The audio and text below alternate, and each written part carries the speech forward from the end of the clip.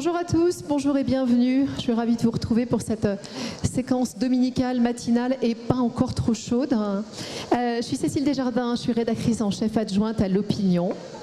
Et nous allons parler ce matin, j'en suis très heureuse, de l'Europe, des grands enjeux aujourd'hui de l'Union européenne et on va voir qu'il y en a. Je vais vous présenter nos intervenants d'un très très beau panel ce matin. Alors bien évidemment Catherine Lubochinski. Catherine est coordinatrice de la session, professeure à l'Université de Paris Panthéon-Assas et membre du Cercle des économistes. À vos côtés, Catherine, Pierre Lévy, ambassadeur de France en Russie depuis début 2020. On va dire qu'il est au cœur des enjeux géopolitiques. À ses côtés, Tiago Antunes, secrétaire d'État aux affaires européennes auprès du Premier ministre portugais. Pierre-André Chalandard, vous êtes président directeur général de Saint-Gobain. Alors pour ceux qui ne seraient pas français, c'est un très grand groupe spécialisé dans les matériaux de construction. Vous êtes présent dans 75 pays.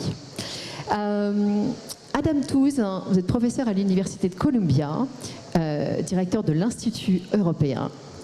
Et à mes côtés, Marja Krusma, conseillère scientifique en chef auprès de la Commission européenne.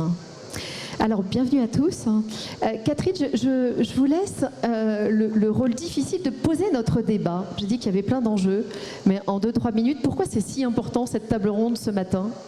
Elle est importante, je ne sais pas si vous avez remarqué, mais la première session inaugurale de vendredi sur comment recréer l'espoir, et l'Union européenne avait été sur le devant de la scène déjà. Donc je crois que si on veut recréer l'espoir, en regardant ce qu'a fait l'Union européenne depuis quelques années, on peut recréer l'espoir. On peut recréer l'espoir et on le voit bien avec pas tellement l'apparition, mais l'utilisation de plus en plus fréquente de deux concepts qui sont vraiment sur le devant de la scène, le concept de souveraineté ou d'autonomie stratégique. Alors évidemment ils sont un peu compliqués à définir, mais on va laisser ça de côté. Et ces concepts, ils sont importants parce qu'ils ne peuvent pas s'appliquer pour les pays européens pris individuellement. Okay, il faut le savoir, un pays individuel européen, même parmi les plus grands, pèse moins économiquement que certaines entreprises multinationales. Donc ils ne font pas le poids individuellement. Et là, on voit bien pourquoi l'union peut faire la force. Alors, à partir de cette idée selon laquelle la souveraineté ou l'autonomie stratégique ne peut se concevoir qu'au niveau européen, on comprend aussi qu'il faut que les pays membres de l'Union européenne renoncent à une part de leur souveraineté. Et ça, c'est très délicat. Pourtant, ça s'est bien produit, on le voit, on peut avoir l'espoir, et en particulier, il faut dire, grâce aux crises qui ont secoué l'Europe ou le monde. Et grâce à ces crises, on voit que l'Europe a été amenée à intervenir dans des domaines qui auparavant restaient plutôt dans les prérogatives individuelles des pays. Alors on le voit on voit aussi la créativité de l'Europe avec, par exemple, à la suite de la guerre en Ukraine, on voit que l'Europe de la défense progresse un peu, et surtout pour surmonter, par exemple, la neutralité de certains pays membres de l'Union, l'Europe a créé la Facilité européenne de la paix. Donc on voit comment l'Europe arrive à concilier des divergences culturelles entre les pays.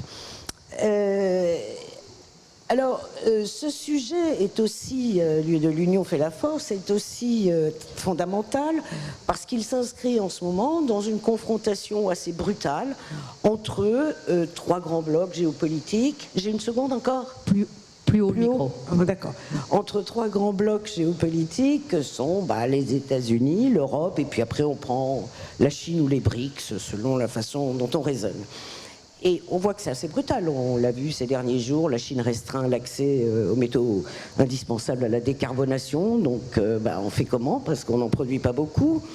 C'est aussi un sujet qui est fondamental parce que il s'inscrit dans un nouvel environnement politique avec la montée des populismes au sein même des pays européens.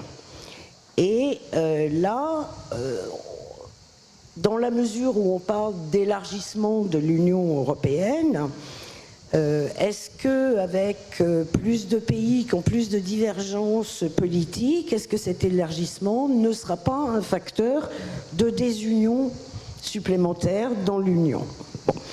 Alors il y a beaucoup de questions qu'on peut se poser, j'en avais préparé beaucoup trop. Il y a des questions dans la politique énergétique. On voit comment l'Union a réussi à sécuriser l'approvisionnement énergétique à la suite de la guerre en Ukraine. Donc dans ce domaine, l'Union a fait vraiment un travail remarquable. Par contre, on n'arrive pas à s'entendre sur le mode de détermination du prix de l'électricité. Et ça semble assez insurmontable parce que chaque pays a ses spécificités en termes de production énergétique.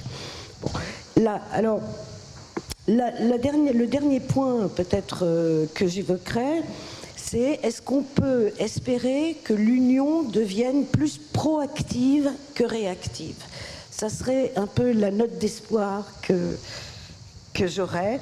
Quels sont les... Il faudrait arriver... On voit bien que l'Union a changé sa matrice de raisonnement. Elle a changé son raisonnement vis-à-vis de la politique de la concurrence. Enfin, on peut citer plein d'exemples.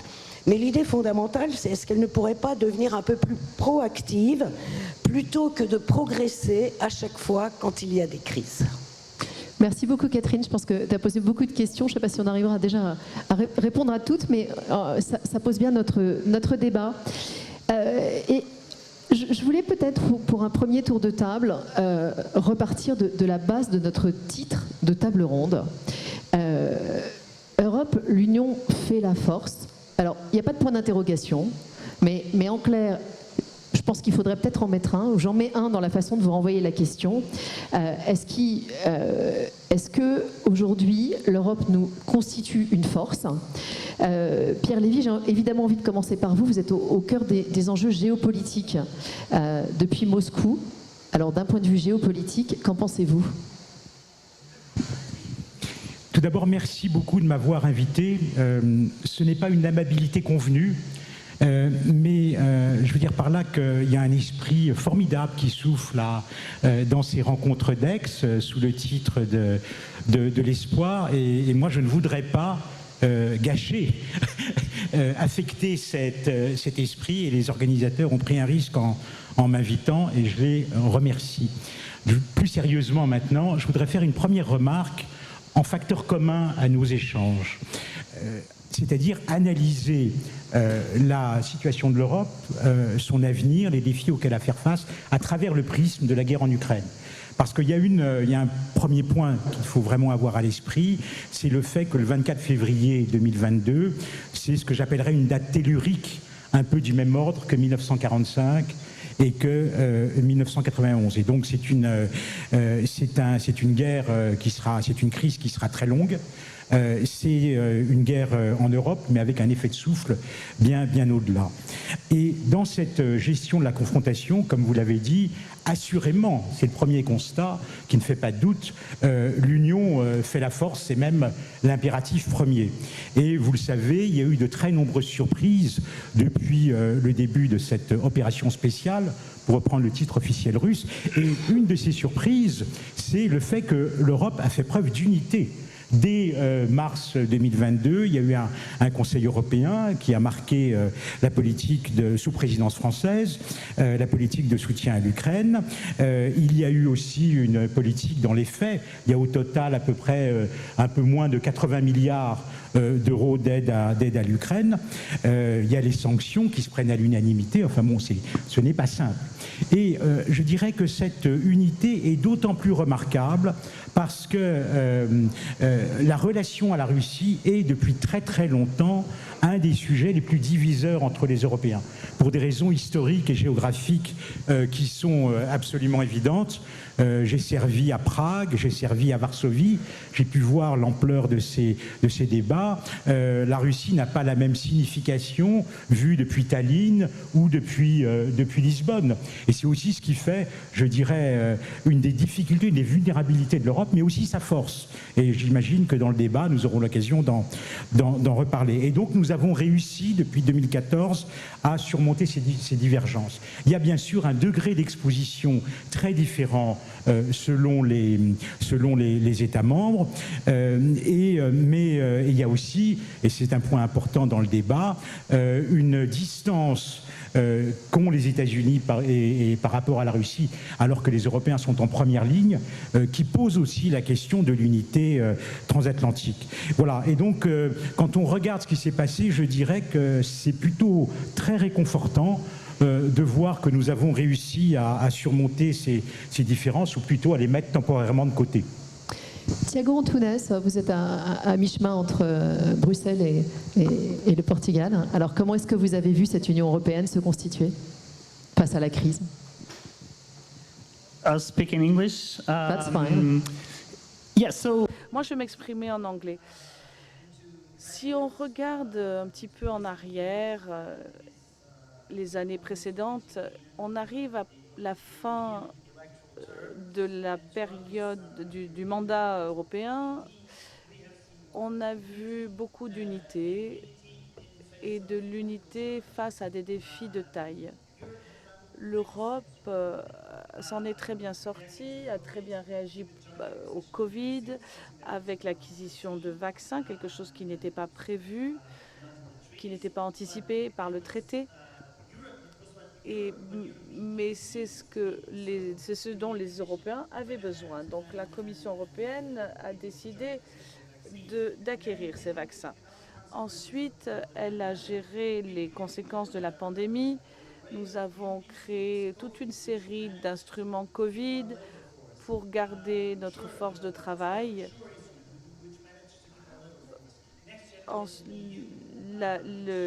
L'Union européenne de la prochaine génération donc s'est dotée de fonds nécessaires pour gérer les effets du Covid. Et il y a eu même des emprunts communs, ce qui était quelque chose qui aurait semblé interdit. Donc nous avons surmonté beaucoup de tabous afin de répondre à la pandémie. Ensuite, avec cette guerre, nous avons également montré une unité. Nous avons adopté 11 packages de sanctions à l'unanimité. Le soutien à l'Ukraine est politique, financier, militaire, partout en Europe.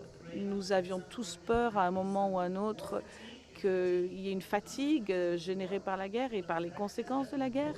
Mais à la fois dans nos sociétés, dans nos gouvernements, il y a un soutien unanime en faveur de l'Ukraine. Nous avons réussi à faire de nombreuses choses pour diversifier nos sources d'énergie et notre accès à l'énergie, et pour se sortir de la dépendance russe, des carburants fossiles russes. Nous avons fait beaucoup de choses qui sont formidables et nous avons montré beaucoup d'unité. Donc, si on tire les leçons de ces années écoulées, il est correct de dire qu'il n'y a pas de point d'interrogation à la fin de la phrase. L'unité est une force et l'Union européenne en a fait preuve pour faire face à des crises qui n'étaient absolument pas anticipées. Et c'est de cela qu'il s'agit en Europe. Il s'agit de faire face aux crises. Nous avons eu des exemples assez parlants de tout cela. Entreprises, est-ce que vous sentez l'union aider les entreprises? Alors sur le plan économique, ça dépend des sujets. Je pense que d'abord sur le plan climatique, qui est au centre des débats qu'on a eus depuis 2 jours, je crois que clairement l'Europe a fait la preuve de son unité et que c'est une force. Le paquet Fit for 55 fait de l'Europe clairement l'endroit dans le monde où on est le plus avancé, fait de l'Europe un leader. Alors il y a quelques dissensions entre pays, il y a quelques dissensions à l'intérieur des États membres, mais ces paquets qui ont été adoptés ont donné beaucoup de poids, et je pense que l'Europe aujourd'hui sur le sujet climatique au niveau mondial, elle parle d'une seule voix, très clairement. C'est un domaine où c'est le plus fort. Et ça donne de la force. Alors après, il ne faut pas oublier, et on a quelquefois tendance à le faire, que c'est bien que l'Europe soit en avance, et l'Europe est en avance, mais c'est 7% des émissions mondiales, et donc on n'est pas encore capable vraiment d'entraîner tous les autres. Et je pense aussi qu'il faut, de ce point de vue-là, compte tenu de tout ça, qu'on ne soit pas en permanence à se surculpabiliser. Alors, parce que l'Europe est vraiment en avance sur ces sujets-là, on peut faire mieux, mais on est vraiment en avance. Alors si on prend une autre notion importante aujourd'hui, qui est la notion de puissance industrielle, est-ce que l'Europe est unie, est une puissance industrielle? Là, c'est beaucoup moins évident. Je dirais c'est work in progress. Et pourquoi? Parce que la vision historique de la Commission, c'est axé sur la concurrence et la protection et l'intérêt du consommateur. C'est un peu orthogonal quand même avec la notion de puissance industrielle. Et c'est une vision qui influence encore beaucoup de choses dans l'Union européenne. Alors c'est sûr qu'avoir un grand marché, le plus grand marché du monde, c'est une force. Hein. Même si ce grand marché, il n'est pas encore complet sur le sujet de l'union bancaire ou l'union des capitaux, il y a encore beaucoup à faire. Mais la notion historique de Bruxelles, au moins depuis 30 ans, sur la concurrence, le consommateur, ça va pas avec la notion de puissance industrielle. Alors il y a eu des changements. Je crois que la triple crise sanitaire, comme vous l'avez dit, la crise de l'énergie liée à l'Ukraine, et puis la montée de la rivalité entre la Russie et les États-Unis ont fait avancer les choses. Et si le mot de puissance industrielle ne fait pas encore partie du vocabulaire bruxellois, la notion de politique industrielle n'est plus un gros mot.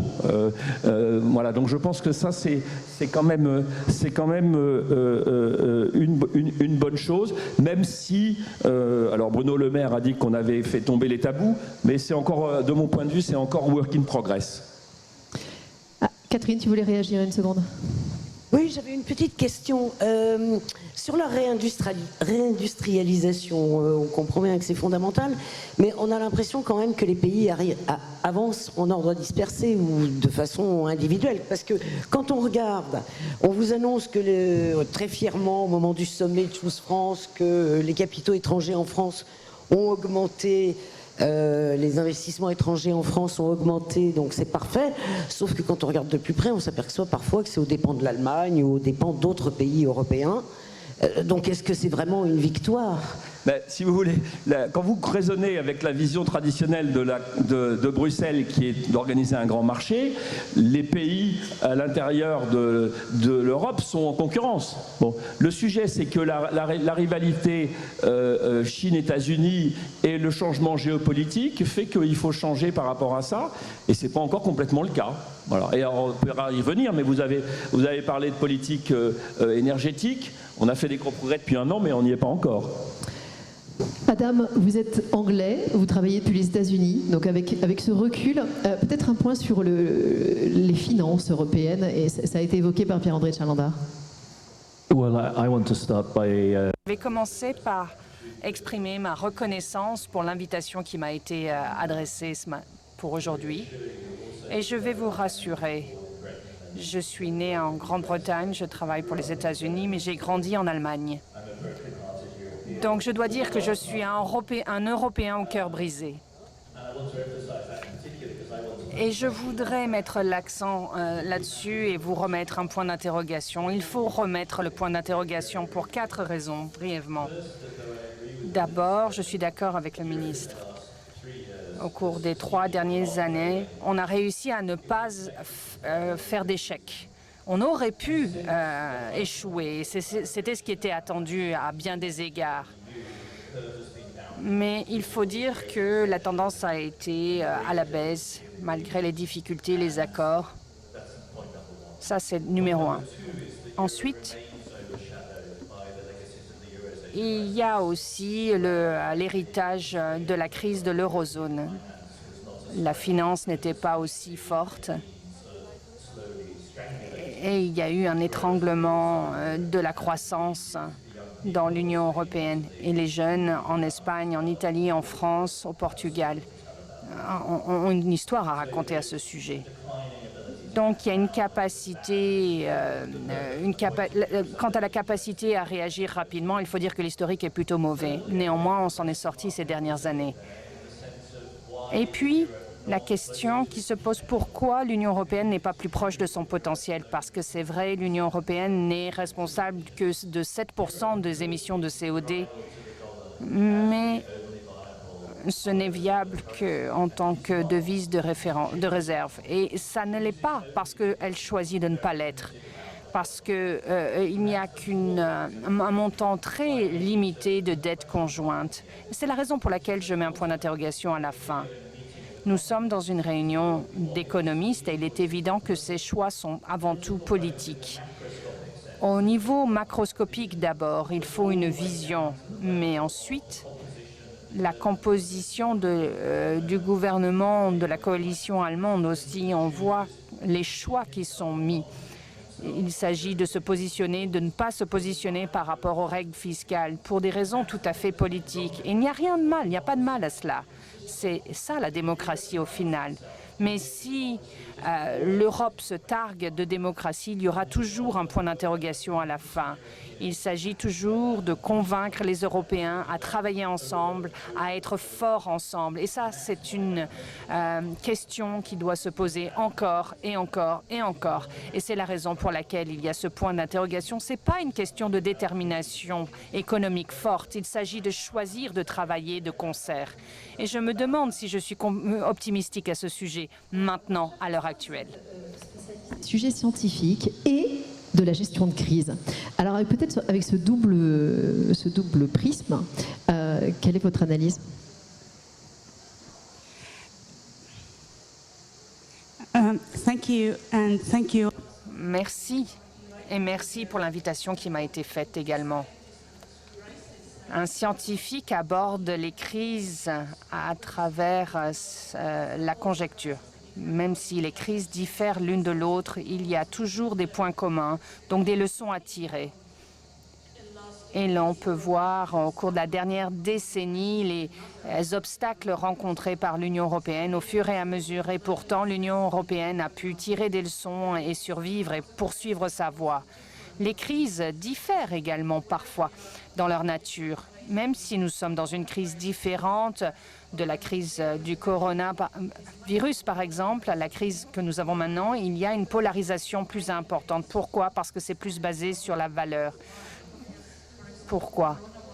Parce que le coronavirus ne nous disait pas « je vais faire la guerre pour lutter contre les nazis », non? Et personne n'a pensé, OK, on devrait peut-être négocier avec le coronavirus. Peut-être qu'il sera plus gentil si on discute avec lui. Peut-être qu'on pourrait faire du commerce avec le coronavirus. Et si l'on donne de l'argent dans les banques, pourquoi pas? Donc vous pouvez voir que nous avons un comportement différent. Et il faut une position claire en termes de solidarité. Et si nous devons aborder la prochaine crise, la crise du changement climatique, c'est encore différente. La mauvaise nouvelle, c'est que ça ne va pas disparaître du jour au lendemain. Nous devons agir tout aujourd'hui. Et il y a déjà une acidification importante dans les océans.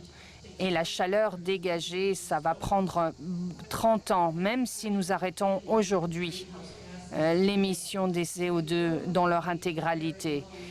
Par conséquent, les conséquences que nous allons ressentir vont se ressentir sur le long terme. D'où la question, mais la question qui se pose est pour des mauvaises raisons, pour des crises. Nous devons voir notre capacité à tirer des leçons du passé, des échecs précédents, pour les mettre à profit pour les crises futures. Et nous ne savons jamais à quelle crise nous allons faire face à l'avenir. Duguay, j'ai envie de demander à chacun de vous quel est, selon votre spécialité, votre spécificité, quel est pour vous le plus grand challenge? Alors, le timer est cassé, donc on est tranquille, hein, mais sinon, on va essayer d'être rapide. Pierre-André, peut-être. Sur le plan économique, pour moi, le plus grand défi de l'Europe aujourd'hui, c'est de concilier nos engagements climatiques avec la compétitivité. Donc on est, comme je l'ai dit, on est très bon sur le plan climatique, mais sur le plan de la compétitivité, on a été affaibli très fortement par la guerre en Ukraine et le choc de l'énergie récemment. Et on est la seule zone du monde qui continue à prôner le libre-échange. Or, le libre-échange, c'est extrêmement efficace. Quand on lit la théorie économique, c'est bon aussi pour lutter contre l'inflation, mais le libre-échange, ça marche quand on n'est pas le seul à le vouloir. Et aujourd'hui, je pense que ce n'est plus le cas. Donc, comment ça se pose le problème se pose pour l'Europe? On a des engagements climatiques, et c'est très bien, et on veut les faire respecter avec des taxes et avec des réglementations.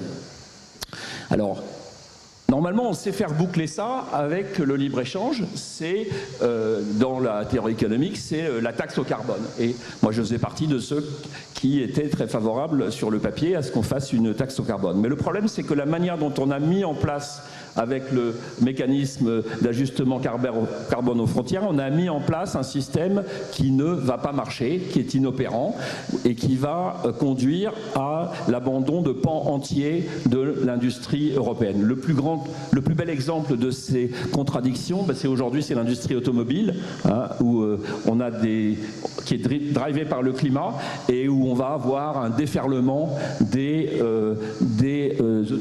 automobiles chinoises en Europe. Parce que dans le même temps, si vous voulez, les Américains, eux, ils concilient climat et compétitivité avec l'IRA, qui est très bien pour le climat, mais qui est en fait une sortie effective de l'OMC. Et la conseillère du président Biden l'a pratiquement dit en ces termes hier. Et puis on a la Chine qui, après avoir bénéficié pendant des années de l'OMC, interprète aujourd'hui les règles à sa manière. Donc je pense que c'est ça le plus grand défi, c'est de concilier les deux.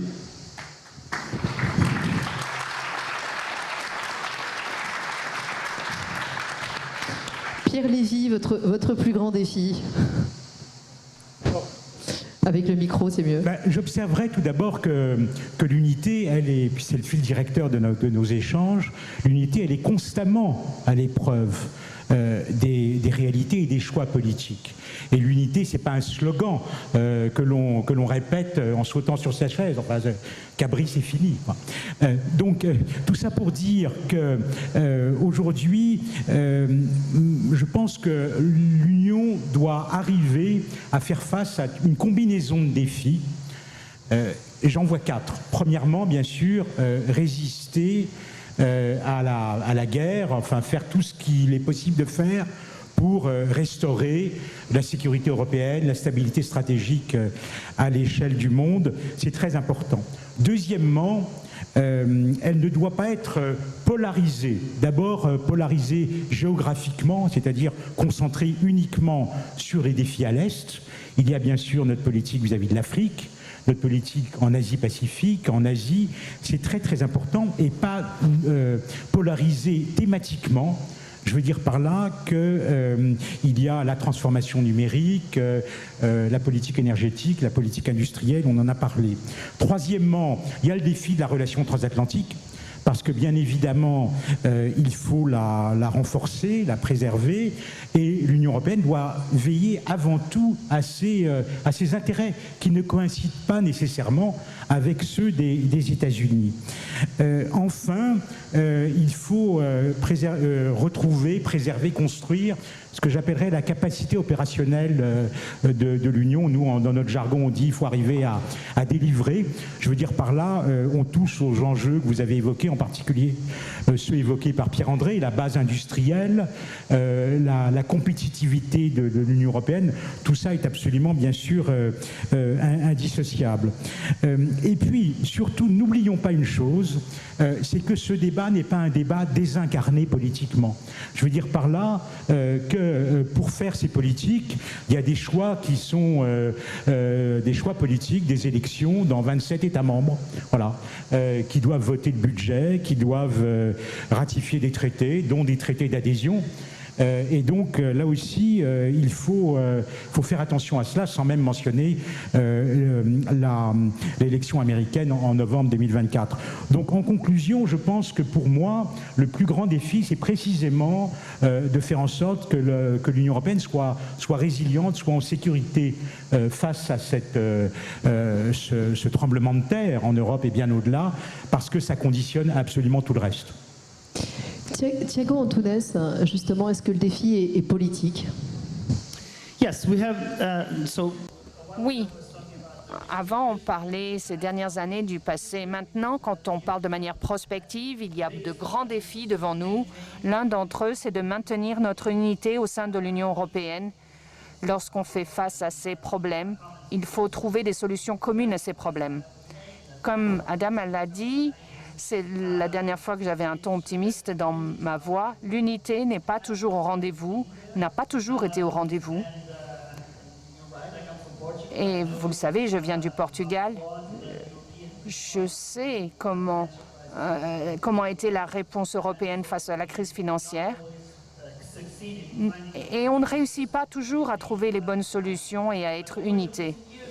Mais ces dernières années, comme je l'ai dit, nous avons fait preuve d'unité face à des crises qui semblaient insurmontables. Et cette unité nous permettra de faire face aux défis. Nous devons à court terme nous mettre d'accord sur les réformes en matière des gouvernements. Les positions ne sont pas proches. Nous devons trouver cet accord d'ici la fin de l'année, avant la fin du mandat, parce qu'autrement, on ne veut pas retourner aux anciennes règles fiscales. Donc, il faut trouver un accord, ô combien difficile, notamment sur l'électricité également, sur les marchés de l'électricité, parce qu'il est important que nous fassions du commerce aussi dans le sein du marché intérieur, mais que nous ouvrions également nos portes à d'autres zones du monde, en dehors de l'Europe, pour des raisons commerciales, mais également pour des raisons géopolitiques. En Amérique latine, notamment, nous avons un sommet qui aura lieu la semaine prochaine. Et il est important également de finaliser des règles commerciales avec les différentes organisations d'Amérique du Sud. L'Europe doit jouer un rôle important dans cette zone du monde. Et puis également, lorsqu'on a une vision sur le plus long terme, il faut trouver des solutions pour être en mesure d'accueillir de nouveaux membres. Cet élargissement va amener de nombreux défis en matière de PAC, notamment la politique d'agriculture commune. Ça va impacter notre budget et ça aura également un impact sur la manière dont la gouvernance européenne va être façonnée et va fonctionner. Parce que c'est difficile et ce n'est pas la même chose de travailler à 27 que si on travaille à 36, par exemple. Donc, notre ensemble de règles, les règles en matière de prise de décision ne sont pas prêtes. Et elles ne sont pas prêtes à faire face à cet élargissement. Nous devons les modifier avant d'effectuer cet élargissement. Nous devons trouver des solutions de manière unanime. Nous devons être prêts, d'être capables d'absorber de nouveaux membres. L'élargissement, c'est la clé. Nous devons poursuivre cette voie pour l'Ukraine, la Moldavie, à l'Est. Mais les pays candidats ont beaucoup de travail à faire à la maison avant de pouvoir nous rejoindre. Et nous aussi, on a du travail à faire. Nous devons nous organiser, changer nos politiques, être prêts également à les accueillir et travailler à plus de 30 membres. Voici les défis qui sont devant nous. Marc, you can applaud. Marsha, vous avez évoqué déjà la gestion de crise et le fait que l'Europe est en gestion de crise peut-être de plus en plus permanente. Alors si je fais le lien avec ce qu'a dit Thiago, est-ce que le premier défi, c'est un défi de gouvernance ?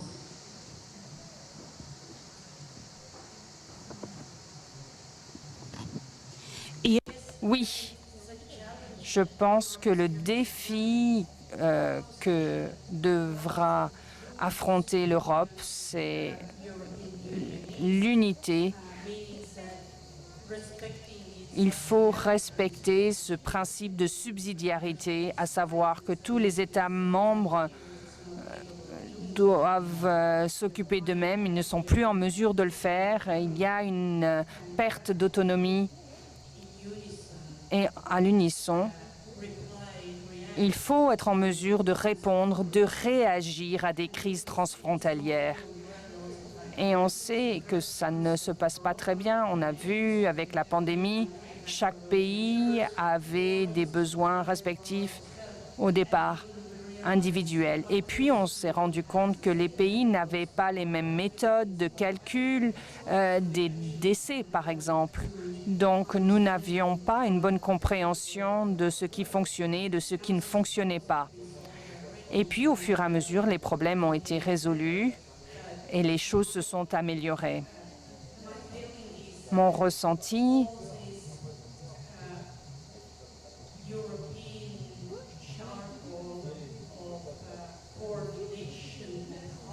c'est que cette coordination, cette synchronisation, ce n'est pas simplement un problème de bureaucratie de Bruxelles, mais c'est aussi une question de gouvernance.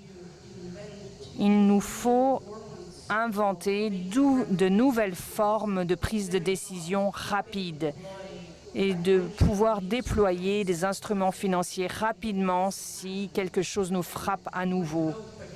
Et l'espoir que je nourris, c'est que nous apprenons nos leçons d'une crise à l'autre. La difficile tâche d'être le dernier sur les défis. Looking back at the many... Alors, ce qui a été mentionné était effectivement très brillant. Je me demande si ce n'est pas une question piège. Parce que ce que nous avons vu ces 20 dernières années, c'est qu'on ne peut pas prédire l'avenir. Quelle sera la prochaine crise qui va nous frapper? Si nous pouvons dire quelque chose, c'est que ce ne sera pas un choc, mais une série de chocs qui va nous impacter simultanément et de manière interconnectée. On a pu voir l'effet domino avec le coronavirus, l'inflation, la guerre. Un chiffre important, et notamment Juncker a donné un nom à cela. C'est ce qu'on appelle la polycrise. Ça, c'était le concept de cette pluralité de crises qui nous frappe. Et ça nous amène à la réalisation que voici notre avenir. Et il nous faut donc réagir rapidement à ces événements complexes et nouveaux. Il nous faut une unité. Derrière cela, nous avons besoin de former, de forger des politiques, d'avoir une meilleure gouvernance. Et je suis désolée si je suis ennuyeux, mais aussi l'organisation de l'argent, de la finance, c'est fondamental. Il ne faut pas être obsédé forcément à ce sujet. La technologie ne va pas décider si on va vivre ou mourir de manière directe. L'argent, par contre, c'est tangible. On peut l'utiliser pour agir de manière proactive, pour financer de la recherche, des politiques industrielles, pour réagir à des crises, pour aider les Ukrainiens. C'est ça que ça fait. C'est tangible. Ça nous donne les moyens de pouvoir insuffler un nouvel essor dans l'économie.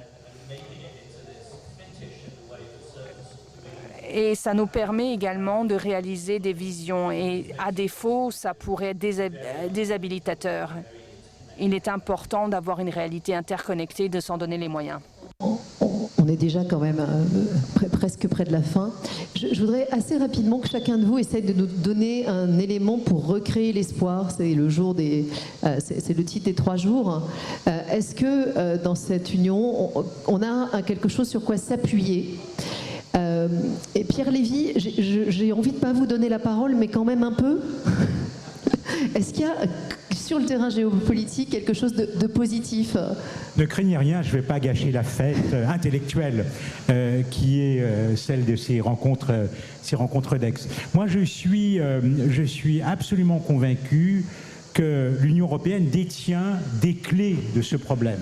Il ne faut pas, si vous me permettez un rappel rapide, historique, il faut se souvenir que la question européenne c'est l'élément déclencheur de la crise, parce que au début, en 2013, à peu près 2012, il y avait cette question de la signature de l'accord d'association avec l'Union européenne par l'Ukraine, et il y a eu pas mal de va-et-vient de Viktor Yanukovych, le président à l'époque, sous très forte pression de Moscou, et finalement il a refusé de signer cet accord en novembre 2013, et puis la suite est connue. Tout ça pour dire que les Russes raisonnaient selon une logique de jeu à somme nulle, de sphère d'influence. Et c'est ça, je crois, qu'il est absolument l'élément déclencheur. Et donc aujourd'hui, quand je dis que l'Europe a les solutions, c'est la voie européenne, c'est les aspirations européennes de l'Ukraine et d'autres à satisfaire.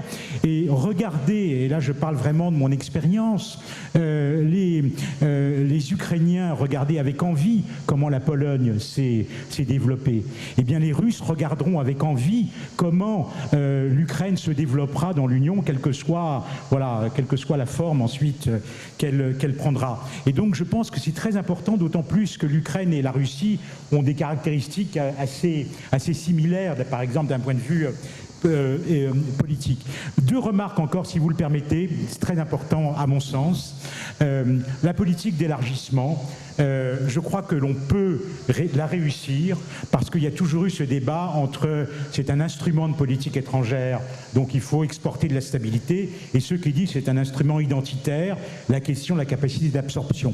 Nous l'avons fait avec le grand élargissement en 1993-2004, mais bien évidemment, il y a des problèmes majeurs qui se poseront. Et là, et ça sera mon dernier message, je pense qu'il y a une recette pour le désastre qui est celle de tout de suite mettre sur la table la question de la réforme des traités.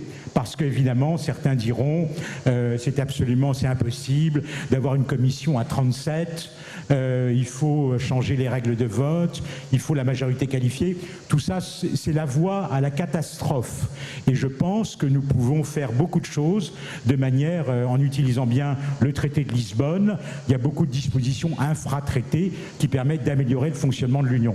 Et ça, je pense que c'est un message important à garder à l'esprit, qui me dépasse bien évidemment, n'étant pas un politique.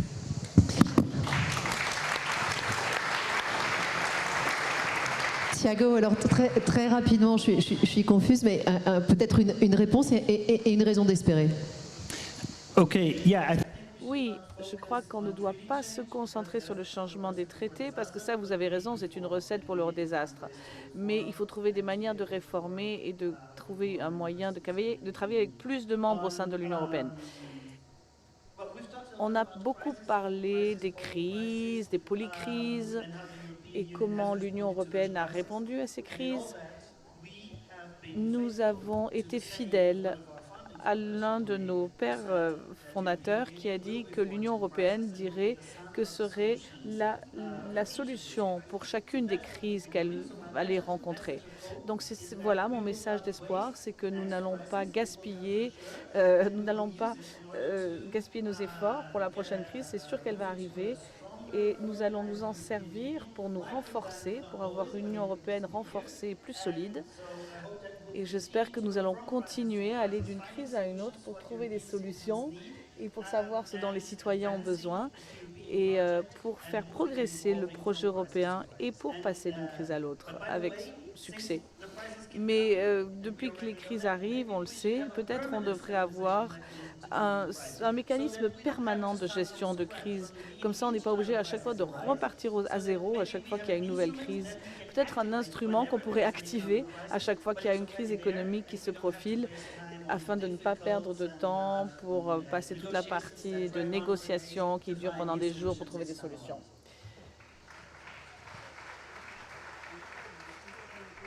Être votre motif d'y croire, votre raison d'espérer ou le projet européen qui permet de...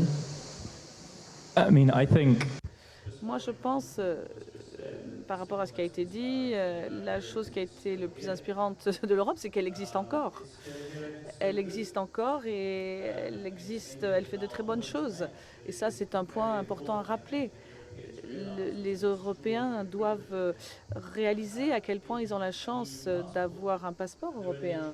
Et il y a des millions de personnes qui sont aux frontières de l'Europe, qui risquent leur vie tous les jours dans l'espoir de pouvoir non seulement bénéficier des privilèges de la vie en Europe, mais d'avoir une citoyenneté qui leur permettrait de vivre au sein de l'Union européenne. Moi, je voyage partout dans les États-Unis. Je ne crois pas qu'il y ait aucune communauté aux États-Unis qui fournit le type de qualité de vie que cette ville ici en France offre à ses citoyens et qui peuvent être répliqués au nord, au sud, à l'ouest, au sud de l'Europe. L'Europe reste un laboratoire incroyable dans l'amélioration des conditions de vie humaines et de la manière dont on peut vivre en société ensemble, en gérant des questions comme la santé. Il n'y a rien qui ressemble au système de santé européen dans la planète. Ça, c'est une affirmation qui est absolument certaine. Peut-être le point de vue économique. On y croit ? Pour redire autrement ce qui a été dit, si l'Europe avance grâce aux crises, on est servi. Donc on va faire des progrès et on a commencé à en faire. Donc ça, c'est une raison d'optimiste. Non, sur le plan économique, pour résoudre le défi que j'ai montré, je pense j'ai 4 pistes très rapidement. La première, c'est qu'il faut faire ce que les Américains nous disent de faire face à la réponse à l'IRA. Et ils nous disent quoi ? Faites comme nous. C'est-à-dire, soit on s'endette, eux ils s'endettent beaucoup plus, mais on n'a pas le dollar, et donc je pense qu'il va falloir être un peu moins naïf et se protéger. Deuxième piste, il faut plus d'innovation en Europe. On est en retard et donc il faut revenir sur l'innovation. Troisième piste, c'est un sujet dont on n'a pas parlé, mais je pense que ça règle pas mal de sujets. Il faut plus de subsidiarité. Il y a beaucoup de domaines, le mix énergétique, j'ai pas le temps d'y venir, il y a beaucoup de sujets où il faudrait plus de subsidiarité. C'est vrai dans toute grande organisation, c'est vrai dans les entreprises, c'est vrai au niveau de la France, je pense que ça doit être plus le cas au niveau de l'Europe. Et puis la dernière chose, je crois qu'il faut essayer d'avoir un meilleur narratif sur la décarbonation, un narratif plus positif pour valoriser auprès de tout le monde ce que fait l'Europe et avoir un narratif plus positif. Voilà, avec tout ça, je pense qu'il y a beaucoup de facteurs d'optimisme.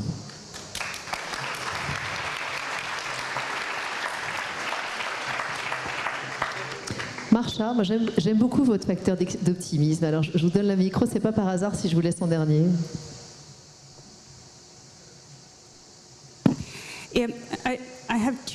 Moi, j'ai 2 raisons pour l'espoir. Les crises sont toujours nous amènent à réfléchir à notre existence et aux raisons pour lesquelles on se bat et ce que l'on a en commun. Donc, s'il y a quelque chose de bien avec cette horrible guerre, c'est que nous a permis peut-être de désigner un ennemi commun. Et l'espoir de reconstruire l'Ukraine sera un but commun également pour toute l'Europe, comme se battre contre les changements climatiques et d'autres sujets.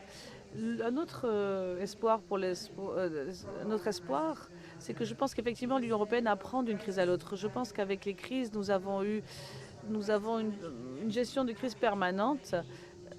On l'avait déjà en termes de protection, de mécanismes de protection européens qui a été activé plusieurs fois l'an dernier. Je vais vous donner un exemple concret. Pendant la pandémie, ça nous a pris des mois et des mois parce que avant qu'on puisse partager des médicaments. Maintenant, avec les nouveaux désastres qui arrivent, on a réussi à envoyer très rapidement des secours, en 24 heures au moins. Donc ça veut dire qu'on a appris très très vite. Moi, je pense que l'Europe est un processus. Comme Madame l'a dit, tant qu'on est encore là, ça veut dire qu'il faut avoir de l'espoir. C'est une raison d'espoir.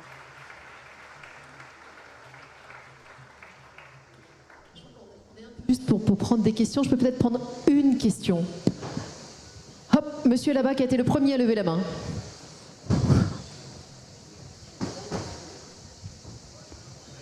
Non, on va attendre le micro parce que sinon personne ne vous entendra, notamment les nombreux auditeurs à distance. j'ai trouvé extrêmement intéressant les interventions, mais il y a deux choses qui me paraissent importantes dans la construction de cette nouvelle Europe unie et cette nouvelle génération de coopération avec le reste du monde. Bon, on va aller à la question. Alors la première question, moi je pense qui a été absente dans toutes les interventions, le vrai enjeu, le vrai défi de l'Europe, c'est quel modèle de société nous voulons construire pour les grandes nations européennes, quel modèle de développement, et c'est ça qui va permettre effectivement de réussir les grandes transitions du futur, qu'il s'agisse de la transition climatique, énergétique ou les autres. C'est-à-dire, aujourd'hui, plus que jamais, l'Europe doit être le modèle de cette nécessité de produire différemment, de consommer différemment, d'échanger différemment et de coopérer différemment. Merci monsieur. Non, je suis désolée, c'était vraiment une question, je vais vous reprendre. Après vous verrez les... Oui, mais on va mettre de la musique à la fin de mon intervention, donc je vais vraiment arrêter. Alors, est-ce qu'il y en a un qui veut parler du modèle? Catherine, est-ce que tu veux répondre sur le modèle? Non, enfin oui et non. Alors Pierre-André répond très rapidement sur le modèle et après on va conclure. Je crois que ça a été dit. L'Europe a le meilleur modèle et donc il faut juste en être fier. Il faut défendre nos valeurs, il faut accepter de vouloir les protéger, mais il faut être fier de ce qu'on fait en Europe. Voilà, je crois que c'est ça. Pas avoir honte. Alors, il nous reste 30 secondes chacun. J'ai envie de vous dire, sauf Catherine qui aura un peu plus, mais en 30 secondes, s'il y a une chose que vous voulez qu'on retienne sur sur cette table ronde, Pierre, je vous laisse une phrase, s'il y a un seul... Je crois que nous vivons un grand stress. Et donc il y a un réveil conceptuel et stratégique de l'Europe. Et l'idée, c'est vraiment, on est à la table des grands et on ne sera pas au menu. Voilà. D'accord.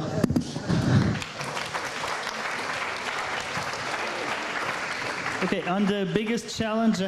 L'un des plus gros défis qui nous attend pour décider le futur de l'Europe et comment on va l'organiser, je crois qu'il va falloir régler le problème de la différenciation, parce qu'on va avoir plus d'États membres différents qui vont vouloir des choses différentes, avec des aspirations différentes.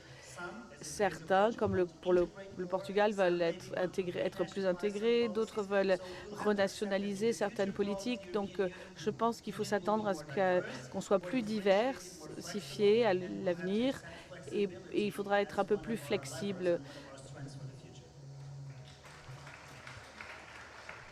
Your motto. Alors, en parler de modèle, il faut montrer que les démocraties libérales dans le reste du monde aimeraient nous suivre parce que ça marche bien pour les citoyens, le modèle de démocratie libérale. Moi, j'ai bien aimé la suggestion de la gestion de crise permanente. Je crois que c'est quelque chose qui suit un petit peu logiquement ce qui nous arrive.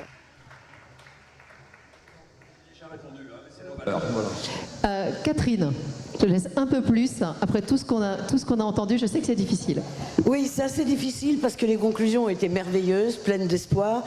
Je me disais que si j'avais la jolie voix de ma collègue Anne Perrault, j'aurais pu vous faire une petite chanson sur un thème qui quand même est fondamental pour la réussite de l'Europe, c'est-à-dire money money. Hein, mais je ne sais pas chanter, donc je vais m'abstenir. Alors, je vais quand même apporter un bémol à cet élan d'espoir, c'est qu'il va falloir vraiment résoudre les problèmes de financement. Il faut se donner les moyens et il faut que l'Europe arrive à emprunter de plus en plus de façon autonome. Et ça va être long à acquérir. On voit qu'il y a une renégociation du pacte de stabilité, mais on y retrouve toujours les sacro-saints critères de 3 et 60% qui semblent complètement has-been. Donc là, il y a un petit sujet. Et il y a un deuxième aspect qui a déjà été mentionné, mais sur lequel je voulais insister, mais monsieur l'ambassadeur l'a dit beaucoup mieux que moi, c'est la suprématie du politique sur l'économie. C'est-à-dire que si on n'arrive pas à préserver nos valeurs communes en Europe, en particulier celle de la démocratie. Si on laisse la montée des populismes se répandre, on n'arrivera plus à rien, l'économie ne fonctionnera pas, l'Union européenne ne pourra pas avancer. Et donc je pense qu'il faut absolument défendre les valeurs démocratiques. Merci beaucoup à tous les 6. Merci à tous pour votre attention et on libère la salle.